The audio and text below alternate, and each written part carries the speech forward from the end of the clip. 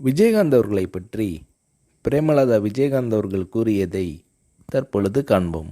கல்யாணத்துக்கு முன்னே இவருடைய படங்கள் நிறைய பார்த்துருக்கேன். இவர்தான் கணவராக வருவார்னு நினச்சி கூட பார்க்கல.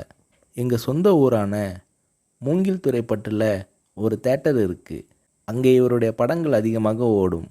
புது படமானாலும் பழைய படமானாலும் கூட்டம் அதிகமாக இருக்கும். எங்கள் ஊரில் இவருக்கு நிறைய ரசிகர்கள் இருக்காங்க.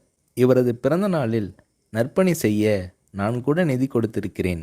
இவர்தான் என் வருங்கால கணவர்னு தெரிகிறதுக்கு முன் நடந்தது இது.